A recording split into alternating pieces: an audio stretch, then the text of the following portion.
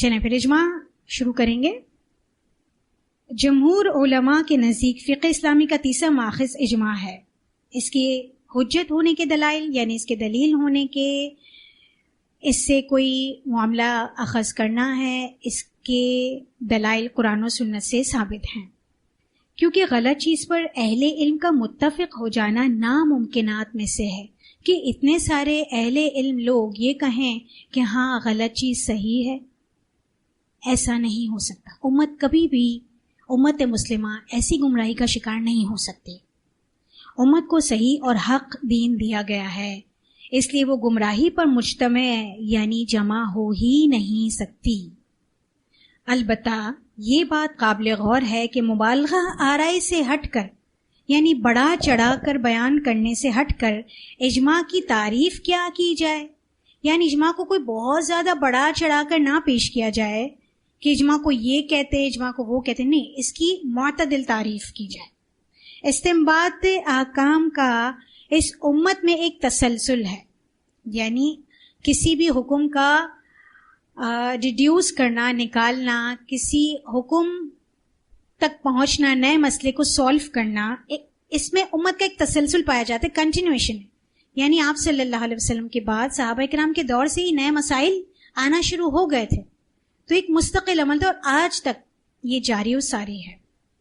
اور وہی مفہوم ہی قابل حجت اور معتبر ہوگا جو قرآن و سنت کی منشا یعنی مرضی اور مطالب کے عین مطابق ہو اور جسے ائمہ اسلام نے سراہا ہو. یعنی جتنے بھی اسلام کے امام ہیں انہوں نے اس کو اپریشیٹ بھی کیا ہو. لہٰذا اجماع ہونا چاہیے، اس لیے اس کی صحیح تعریف بھی سمجھنا ضروری ہے. تعریف کیا ہے؟ سب سے پہلے لغت میں ہم دیکھیں گے. عربی میں اس کا معنی کسی چیز کے بارے میں متفقہ طور پر عزم و ارادہ کرنے کے ہیں. صرف عزم و ارادہ کا نام نہیں ہے، متفقہ طور پر پختہ عزم و ارادہ کرنے کا نام اجماع ہے لغت میں. جیسے اجمع القوم علی ھذا الامر، لوگ اس معاملے پر عزم مصمم کے ساتھ متفق ہو گئے. مصمم کہتے ہیں مضبوط کو اور عزم کہتے ہیں ارادے کو. تو مضبوط ارادے کے ساتھ کسی ایک معاملے میں تمام لوگ کیا ہو گئے؟ متفق ہو گئے. یعنی ایک مسئلہ اٹھا گھر میں، اب اس میں ایک ڈسکشن ہو رہا ہے، آخر میں ایٹ دی اینڈ جا کر کیا ہوا؟ سارے لوگ ایک نتیجے پر پہنچے اور سب متفق ہو گئے. تو اس کو ڈکشنری میں کیا کہا جائے گا؟ اجماع. قرآن مجید میں ہے فَلَمَّا ذَهَبُوا بِهِ وَأَجْمَعُوا أَن يَجْعَلُوهُ، وہ یوسف کو لے گئے اور سب نے پختہ ارادہ کر لیا کہ اسے ڈال دیں. اور سب نے جب اجماع کر لیا تو انہوں نے کیا کیا؟ اس پر عمل کر لیا. تو ان سب کا اتفاق، یہاں سے یہ لفظ صرف بیان کیا جا رہا ہے آپ کو کہ قرآن پاک میں بھی یہ لفظ بیان ہوا ہے اور وہاں پر بھی یہ لفظ اتفاق اور اتحاد کے لیے ہی استعمال ہوا ہے. اتفاق یا اکٹھے ہونے کے معنی میں بھی یہ لفظ بولا جاتا ہے. جیسے اجمعوا علی کذا، کہ وہ اس بات پر متفق ہو گئے. کسی بات کا ارادہ کر لیا یا کسی بات پر جمع ہو گئے تو کیا کہتے ہیں عرب؟ اجمعوا علی کذا، کہ وہ اس بات پر متفق ہو گئے. ایسے میں اس کی ضد اختلاف ہوگا. ٹھیک ہے، اجماع کی ضد کیا ہے؟ اختلاف. اصطلاح میں اس کا کیا معنی ہے؟ جمہور علماء اصول کے نزدیک اجماع کی تعریف یہ ہے کہ رسول اکرم صلی اللہ علیہ وسلم کی وفات کے بعد امت اسلامیہ کے تمام مسلم مجتہدین کا زمانہ حال کے، اس وقت کرنٹ پیریڈ کے تمام مسلم مجتہدین کا کسی عملی مسئلے کے شرعی حل پر اتفاق کر لینا. کوئی عملی مسئلہ اٹھا ہے جس پر شرعی حل نکالنا ہے اور ایک ایسے حل پر تمام اس وقت کے موجودہ مجتہدین مسلمان علماء کا متفق ہو جانا کیا کہلاتا ہے؟ اجماع، جو کہ بہت کم ہوتا ہے. کیوں؟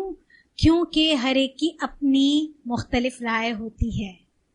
تو یہ اپنے بات ذہن میں رکھی کہ اجماع کی مثالیں بہت کم ہیں، بہت ریئر ہیں. جب یہ بات بھی کی جاتی ہے خلفائے راشدین کا اجماع، تو کیا چاروں خلفاء ایک ہی وقت میں خلیفہ بنے؟ نہیں بنے. ٹھیک ہے، تو ایسی مثال بہت کم ہے کہ ایک مسئلہ نیا اٹھا ہے. جو قرآن و سنہ میں اجماع ہے وہ تو الگ بات ہے، وہ الگ کیٹیگری. یہ ایک نیا زمانہ حال کا کوئی مسئلہ اٹھا ہے جس پر تمام موجودہ مجتہدین مسلم علماء کا متحد ہو جانا کیا کہلاتا ہے؟ اجماع. یہ اجماع مجتہدین کہلاتا ہے. اجماع کی یہ ایک ایسی خیالی تعریف و صورت ہے جس کا وجود ہی نہیں. وجہ کیا ہے؟ اس لیے کہ ایک معاملہ بھی ایسا نہیں ملتا جس کے بارے میں صحت سے یہ ثابت کیا جا سکے کہ اس میں اس تعریف کے مطابق اجماع کا مفہوم ملتا ہو. یعنی کوئی مسئلہ سامنے آیا ہے اور اس پر تمام علماء متفق ہوں، ایسا بہت ہی کم ملا ہے. لیکن اس کا مطلب یہ بھی نہیں کہ اجماع نام کا ہی انکار کر دیا جائے. نہیں، نام تو صحیح ہے، اور اجماع کتاب و سنت کی طرح ایک دلیل بھی ہے جس سے ہدایت یا ضلالت متعین کی جا سکتی ہے. یعنی ہدایت یا گمراہی میں فرق اجماع کے ذریعے بھی کیا جا سکتا ہے، کیونکہ یہ بھی ایک حجت ہے. مگر یہ قرآن و سنت کی طرح احکام کی مستقل دلیل نہیں ہے. ٹھیک ہے، آپ اس کو یوں بھی سمجھ سکتے ہیں کہ مجتہد ہر دور میں ہوتے ہیں. ایسا نہیں کہ اجتہاد کا دروازہ بند ہو گیا.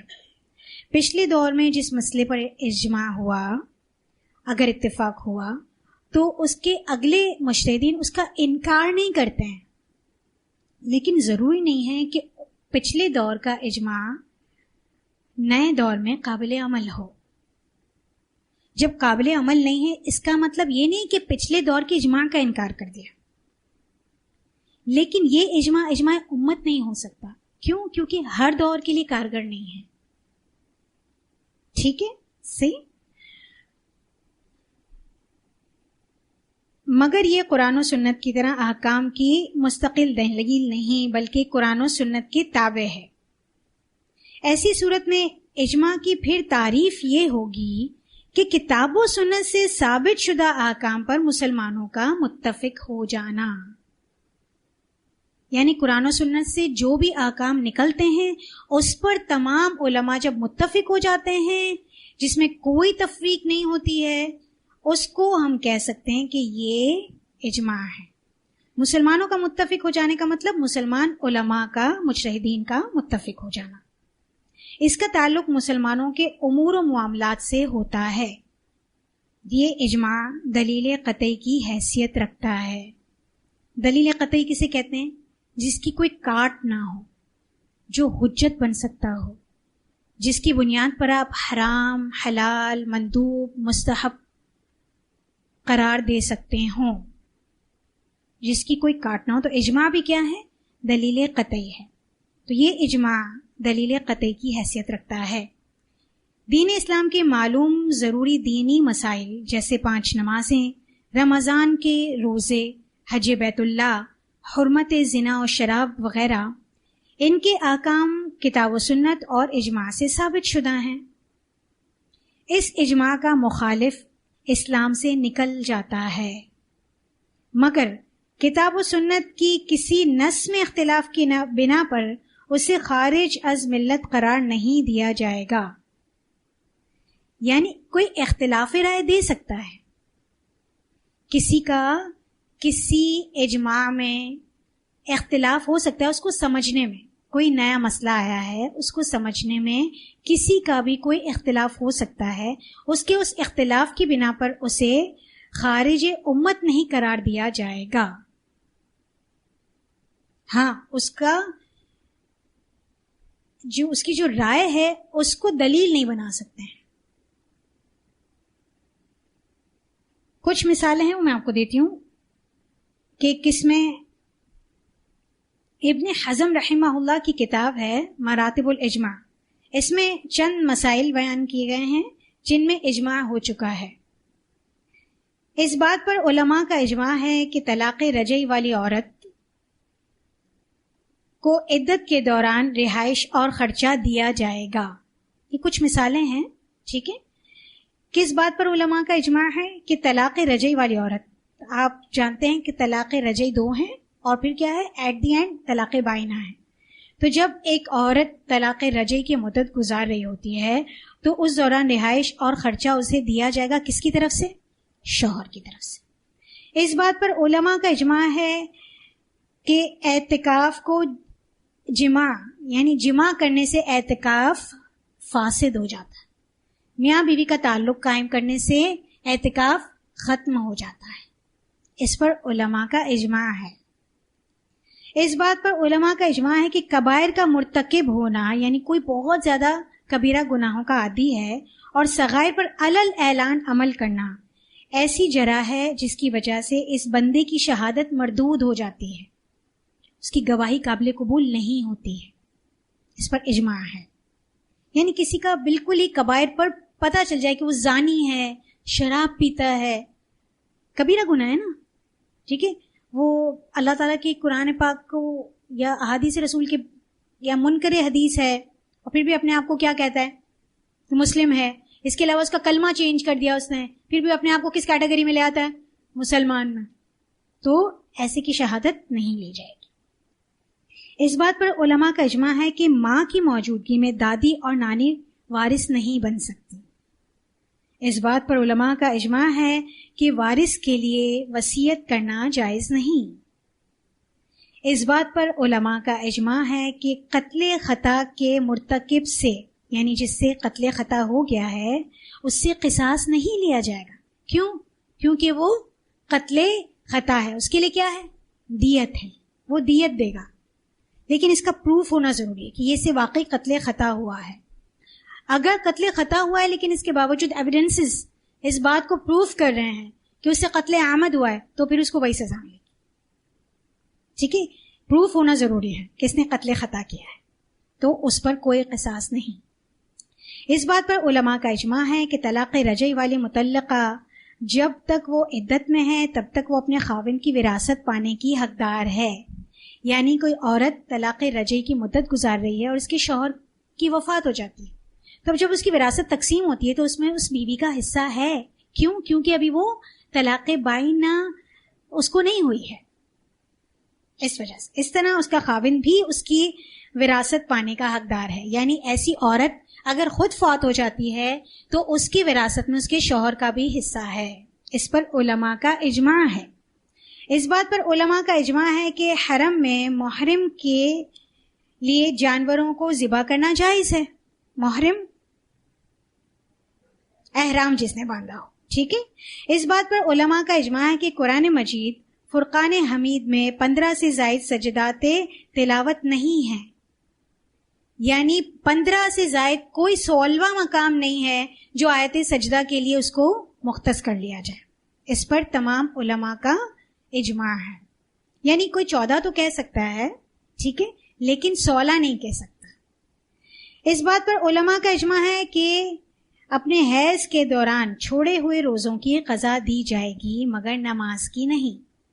یعنی ایک عورت حائضہ ہے تو اس کے جو روزے چھوٹ جاتے ہیں، جیسے رمضان المبارک میں ہم حائضہ ہو جاتے ہیں تو ہمارے جو روزے فوت ہو جاتے ہیں اس کی قضا ہے، لیکن پورا سال جو نماز پڑھی جاتی ہے وہ حالت حیض میں جو ہماری چھوٹ گئی ہے ان کی کوئی قضا نہیں ہے۔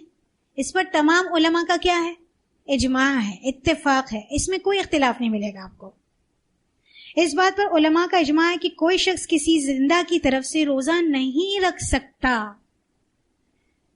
ٹھیک ہے، یعنی میں اگر زندہ ہوں اور میں کہہ دوں اپنی اولاد کو کہ میری طرف سے آپ روزہ رکھ دیجئے تو ایسا کوئی نہیں کر سکتا، یا میرے والدین حیات اور میں کہوں کہ میں آپ کی طرف سے روزہ رکھ لیتی ہوں، نہیں۔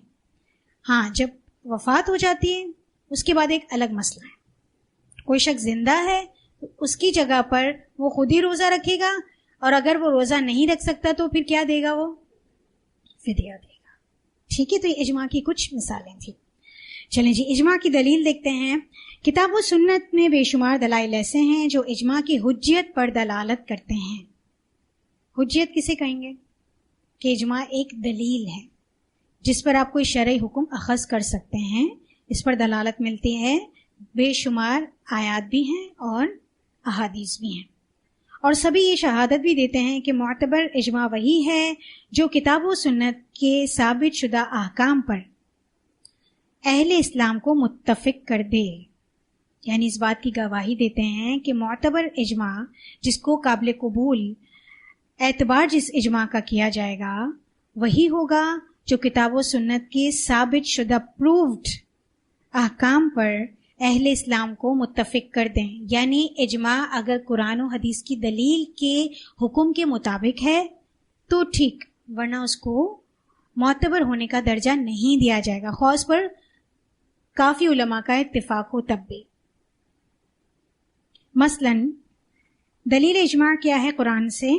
وَمَن يُشَاقِقِ الرَّسُولَ مِن بَعْدِ مَا تَبَيَّنَ لَهُ الْهُدَى وَيَتَّبِعْ غَيْرَ سَبِيلِ الْمُؤْمِنِينَ نُوَلِّهِ مَا تَوَلَّى وَنُصْلِهِ جَهَنَّمَ وَسَاءَتْ مَصِيرًا.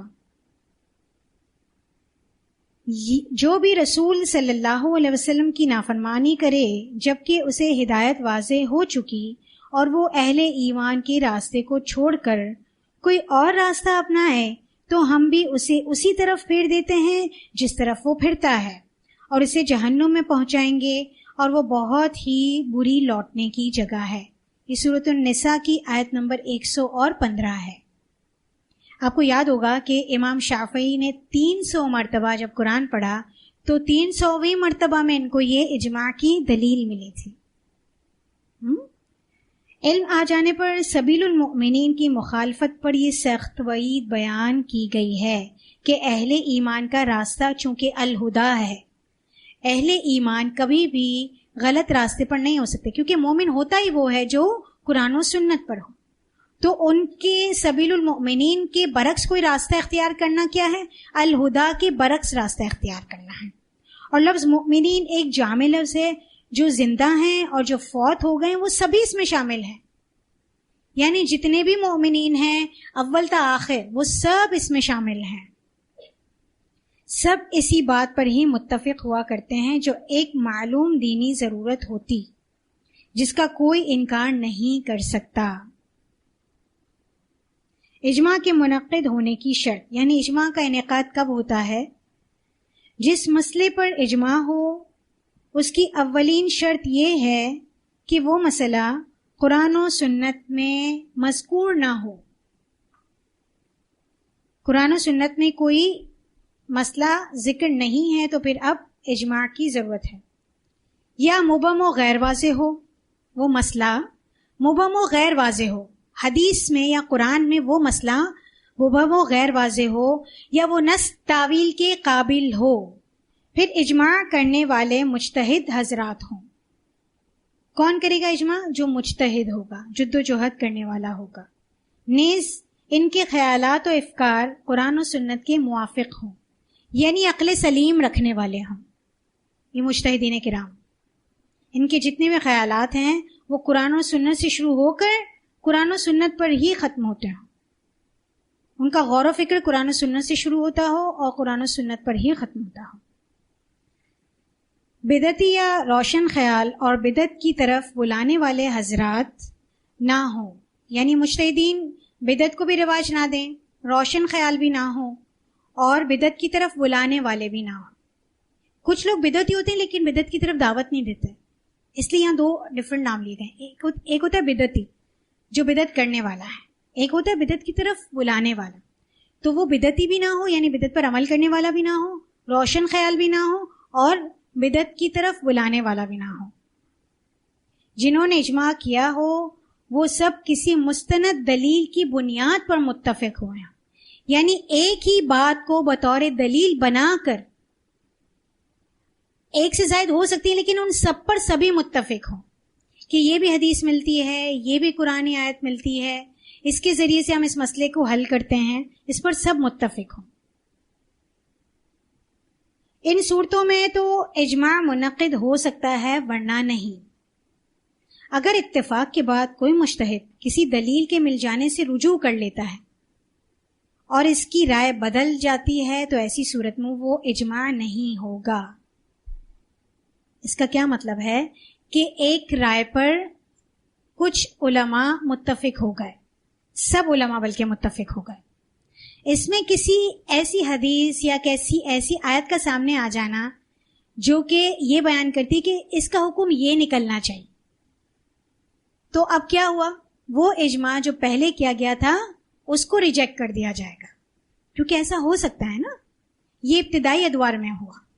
کیوں؟ کیونکہ اس وقت سارا ذخیرہ حدیث جمع نہیں ہو سکا تھا. نصوص کے ہوتے ہوئے اجماع نہیں کیا جا سکتا. اگر کسی بات کی واضح نص موجود ہے تو پھر اجماع کی ضرورت ہی نہیں. اجماع مجتہدین کے اتفاق کے بغیر نہیں ہو سکتا، اور اگر کچھ مجتہدین اختلاف کریں تو وہ اجماع نہیں ہوگا. ایسی صورت میں وہ نہ حجت ہوگا اور نہ ہی قابل اتباع، اور نہ ہی اس کا دعویٰ کرنا مناسب ہے.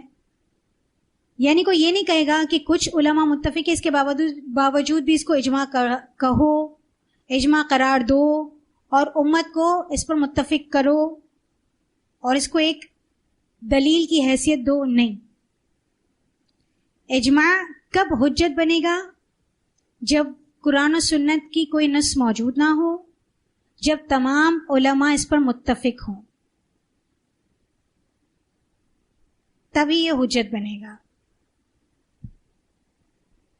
غیر مجتہدین جو استنباط احکام پر قدرت نہ رکھتے ہوں، ان کا کسی مسئلے پر متفق ہو جانا اجماع نہیں کہلاتا.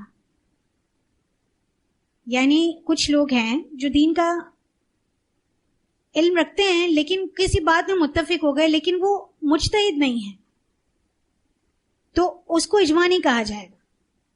اجماع کسے کہا جائے گا؟ کہ مجتہدین ہی ہوں. غیر مجتہدین اگر کسی بات پر متفق ہو جاتے ہیں تو وہ اجماع نہیں کہلاتا. اسی طرح یہ کہنا کہ اس مسئلے پر ائمہ اربعہ کا اجماع ہے درست نہیں ہے، اور نہ ہی یہ اجماع امت ہے. کیوں؟ کیونکہ چاروں امام بیک وقت جمع ہی نہیں ہوئے، ایک ہی پیریڈ میں جمع ہی نہیں ہوئے. اجماع ہم نے کس میں کیا پڑھا؟ اسی وقت تمام موجودہ مجتہدین کا کسی مسئلے پر دلائل کے ساتھ اس کے حل پر متفق ہو جانا. ٹھیک ہے؟ ایک تو یہ، یعنی وجہ کیا ہے اس کی کہ یہ نہ ہی یہ اجماع امت ہے.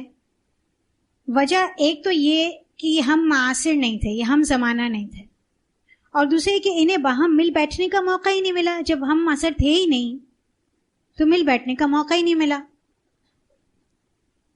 مزید یہ کہ ایک مسئلے میں ان کی 2 یا 3 آراء بھی ہوتی ہیں. ایک ہی مسئلے میں ایک امام کی ایک رائے ہوتی ہے اور دوسری کی دوسری، تو پھر وہ اجماع کیسے ہو؟ اسی طرح خلفائے راشدین کے اتفاق کو اجماع نہیں سمجھا گیا. کیوں؟ وہ بھی الگ الگ زمانے میں خلیفہ رہے. یہ بھی کہ کسی مسئلے میں ان چاروں ائمہ کا اتفاق نادرست بھی ہو سکتا ہے، اور ایسا کئی مسائل میں ہے. یعنی کہیں کہیں یہ درست نہیں بھی ہیں، ان سے غلط اجتہادات بھی ہو گئے. اس میں ہم ان کی خطا نہیں کہہ رہے ہیں، ان کی غلطی نہیں کہہ رہے ہیں. ہم کیا کہہ رہے ہیں کہ ان تک وہ حدیث پہنچی ہی نہیں، اس لیے ان سے غلط استنباط ہو گیا، غلط اجتہاد ہو گیا. مثلا چاروں ائمہ طلاق ثلاثہ کو مؤثر قرار دیتے ہیں، جو کہ کتاب و سنت کے خلاف ہے. چاروں ائمہ طلاق ثلاثہ کو ایٹ اے ٹائم 3 طلاقوں کو مؤثر قرار دیتے ہیں، جو کہ کتاب و سنت کے خلاف ہے. کئی علماء نے اسے خلاف قرآن و سنت قرار دیا ہے. المبسوط میں ہے، جو کہ فقہ کی کتاب ہے، ان موقع الثلاث جملۃ مخالف للعمل بما فی الکتاب. بیک وقت 3 طلاقیں دینے والا قرآن میں دیے گئے حکم کی خلاف ورزی کرتا ہے. قرآن پاک میں کیا ہے؟ الطلاق مرتان، ڈفرنٹ سیٹنگز میں ہے طلاق. تو اگر اس پر لوگ متفق ہوتے جائیں تو کیا یہ درست ہو جائے گا طریقہ؟ نہیں ہوگا. اگر چاروں ائمہ کی کتابیں اٹھا کر دیکھیں سب متفق ہو جاتے ہیں تب بھی یہ نہیں کہا جائے گا کہ وہ طریقہ ٹھیک ہے. کیوں؟ کیونکہ وضاحت سے قرآن پاک اور صحیح احادیث ملتی ہیں جس میں اس بات کا ثبوت ہے کہ طلاق ثلاثہ کو بیک وقت دیا جانا خلاف سنت ہے. اسی طرح ایک دوسرے قول کے مطابق امام مالک رحمہ اللہ اور امام احمد بن حنبل بھی بیک وقت 3 طلاق دینا کتاب و سنت کی نافرمانی، شیطان کی اطاعت اور ظلم سمجھتے ہیں. اگر چاروں ائمہ کا اتفاق حجت اور اجماع مان لیا جائے تو اس کا کیا کیا جائے کہ اجماع رسول اللہ صلی اللہ علیہ وسلم کی سنت کے خلاف ہے. یعنی اگر کسی مسئلے پر چاروں ائمہ کی رائے، کیونکہ چاروں ائمہ تو ہم زمانہ نہیں ہوئے لیکن ان کی رائے متفق ہو سکتی ہے اور ایسا ہے، کچھ معاملات میں ایسا ہے. لیکن اگر ان چاروں کی رائے سنت کے خلاف ہو تو کیا وہ لیا جا سکتا ہے؟ نہیں. یہ تو پوری دنیا ایک طرف کھڑی ہو اور ایک طرف اللہ کے رسول صلی اللہ علیہ وسلم کا قول ہو تب بھی نہیں لیا جا سکتا. یہ تو ایک بس بات واضح ہے. اب وہ اس شخص کا مقام جتنا بھی اس کو لوگ مقام دیں یا اللہ نے اس کو جتنی بھی عزت دے رکھی ہو، تو وَتُعِزُّ مَن تَشَاءُ وَتُذِلُّ مَن تَشَاءُ، تو عزت اور ذلت کا مالک تو اللہ ہے. تو اصل فالو کرنے کی شخصیت کون ہے؟ آپ صلی اللہ علیہ وسلم. بیسیکلی یہ بتایا جا رہا ہے. ٹھیک ہے. مزید ان ائمہ کے شاگردوں کی اختلافی رائے کو نیز ان کے ارشد تلامذہ جو بہت زیادہ رشد رکھتے ہیں، ہدایت والے ہیں، وہ والے تلامذہ اگر اس اجماع پر متفق نہ ہو تو اسے کیا کہا جائے؟ کبھی کبھار ایسا بھی ہوا کہ ایک امام نے کوئی رائے دی لیکن ان کا ایک بہت انٹیلیجنٹ اسٹوڈنٹ یا ان کا بہت فرما بردار اسٹوڈنٹ ان کی بات سے متفق نہیں ہوا. انہوں نے کہا کہ نہیں، یہ امام صاحب سے غلطی ہوئی ہے، خطا کی، انہوں نے خطا ہوئی. الفاظ آتا ہے کہ امام صاحب سے اس میں خطا ہو گئی، اور خطا ہو جاتی ہے انسان سے. ایک مجتہد کے لیے دوہرا اجر ہے، اسی لیے تو کہ وہ کوشش کرتا ہے. اگر وہ درست اجتہاد ہے تو اس کو دوہرا اجر ہے، اور اگر غلط ہے تو اس کی محنت کا بہرحال اسے ایک اجر ملے گا. لیکن حق تو بیان کرنا ہی ہے، تو شاگردوں نے حق بیان کیا. رسول اکرم صلی اللہ علیہ وسلم کی حیات طیبہ میں اجماع کی ضرورت نہ تھی. کیوں نہیں تھی؟ کیونکہ اس وقت وحی کا سورس موجود تھا. کوئی نیا مسئلہ آتا تھا تو وحی نازل ہو جاتی تھی. تو یہ ضرورت کب پیش آئی؟ آپ صلی اللہ علیہ وسلم کی حیات طیبہ کی بات. مزید یہ کہ اگر آپ صلی اللہ علیہ وسلم کی رائے مجتہدین کی رائے سے مل جاتی ہے تو یہ ایک سنت قرار پاتی ہے. تو اب یہ عین کیا ہو گئی؟ سنت ہو گئی. اور اگر خلاف ہوتی تو شریعت میں اس کی کوئی اہمیت نہ ہوتی. یعنی اگر وہ رائے جو اجماع کے بعد آتی ہے وہ اگر قرآن و سنت کے مطابق ہے تو یہ سنت، اور اگر نہیں ہے تو یہ اس کی کوئی اہمیت نہ ہوتی. اجماع کے شرعن ہونے کی دلیل امام شافعی کو اللہ نے جو سجھائی اس کا ذکر تو ہم کر ہی چکے ہیں. اجماع کا موضوع، اچھا یہاں تک سمجھ آ رہا ہے آپ کو؟ مشکل ہے لیکن پھر بھی میں نے بہت آہستہ آہستہ ٹھہر کر آپ کو سمجھایا ہے. ٹھیک ہے صحیح، کیونکہ اجماع کو لے کر کچھ مسکنسیپشنز ہیں ہمارے معاشرے میں. کچھ فقہی کتابوں میں آپ کو ایسی چیزیں مل جائیں گی جس کو نام تو اجماع کا دیا گیا ہے لیکن جب اس کی تحقیق کی جاتی ہے تو اس پہ اجماع نہیں ہوتا. اس لیے فقہی کتابوں میں جہاں اجماع کا نام آ جاتا ہے وہاں سب غلط نہیں ہے، لیکن وہاں پر اس اجماع کو چیک ضرور کر لینا چاہیے. ہاں اگر ہمیں پتہ ہے کہ یہ جو دلیل دی جا رہی ہے وہ قرآن و سنت کے مطابق ہے تو ٹھیک ہے. لیکن اگر جہاں ذہن اس بات پر جاتا ہے کہ نہیں یہ کچھ تھوڑا سا الگ معاملہ لگ رہا ہے قرآن و حدیث سے، تو پھر اس میں تحقیق کر لی جائے. کیونکہ دیکھیں جتنی بھی فقہ کی کتابیں ہیں وہ ساری کی ساری غلط نہیں ہیں. کچھ فروعات ہیں جس میں خطا ہوئی ہے جس کو تواتر کا درجہ دے دیا گیا ہے. صرف اس کے پیچھے فلسفہ کیا ہے کہ مسلک کو پروموٹ کیا جائے، یہ ہم کیسے کہیں کہ ہمارے امام سے خطا ہوئی؟ بس جبکہ امام خود کیا کہتے ہیں کہ میرا مذہب کیا ہے؟ صحیح حدیث. جو یہ کہے گا کہ میرے امام سے خطا ہو گئی، اور اگر وہ آج زندہ ہوتے تو وہ بھی یہی کہتے، تو وہ عین درست صحیح فرما بردار طالب علم ہے ان کا، اس امام کا.